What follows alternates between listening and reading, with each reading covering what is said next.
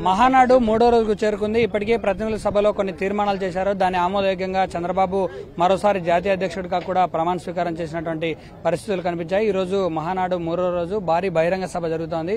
ప్రస్తుతం మనతో పాటు చంద్రగిరి ఎమ్మెల్యే పులివర్తి నాని అందుబాటులో ఉన్నారని అడిగి తెలుసుకునే ప్రయత్నిద్దాం. సార్, బహిరంగ సభకు ఎంతమంది వచ్చే అవకాశం ఉంది? ఎలా జరగబోతోంది? బహిరంగ సభ కానీ సుమారు 5 లక్షల పైగా జనాలు వచ్చేది ఉందండి. గతంలో ఎన్నడూ లేని విధంగా ఈరోజు సభ జరుగుతుందండి. మీరు చూస్తుంటారు గత 2 రోజుల నుంచి ఏ విధంగా జరిగింది సభ, ఏ విధంగా ప్రజలు ఏ విధంగా వచ్చారో చూశారు. దానికి భిన్నంగా ధీటుగా ఈరోజు జరుగుతుంది. సార్, ప్రధానంగా ఎన్టీఆర్ జయంతిని ప్రభుత్వ అధికారిక కార్యక్రమంగా రాయలసీమలోనే ప్రకటించడం ఎలా చూస్తారు?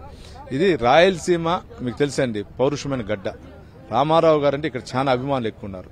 అటువంటి చోట ఈరోజు ప్రకటించడం ప్రతి ఒక్క రాయలసీమ వాసిగా, రాయలసీమ జిల్లాకు సంబంధించిన ఎమ్మెల్యేగా నాకు గర్వకారణం అండి. 6 శాసనాలతో ముందుకెళ్తా ఉన్నారు. ఈ రోజు అంటే నిన్నటి వరకు చంద్రబాబు రాయలసీమ గురించి మాత్రమే మాట్లాడారు.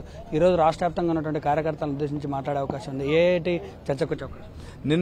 నిన్న మొన్న చూశారంటే 6 తీర్మానాలు కూడా ఉమ్మడి ఆంధ్రప్రదేశ్ సంబంధించింది ఉందండి. దాంట్లో కూడా మన అంటే ఈ రాష్ట్రానికి సంబంధించింది కొన్ని ప్రతిపాదనలు నేను రాయలసీమ మాట్లాడి ఈరోజు ఉమ్మడి దీని గురించి ఉంటుంది. అధిష్టానం వాళ్ళ దృష్టిలో ఏం చేయాలనేది వాళ్ళకి తెలుస్తుంది.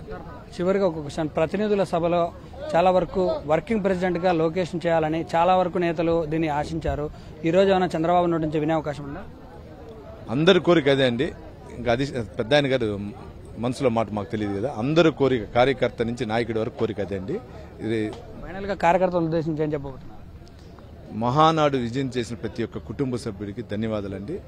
మేమందరూ కూడా మొదటిసారి ఎమ్మెల్యేగా ఈ 43 మహానాడులు పాల్గొనేది అదృష్టంగా భావిస్తాం. అది కూడా రాయలసీమలో జరిగేది. ఇది ఒక మర్చిపోలేని ఘటన.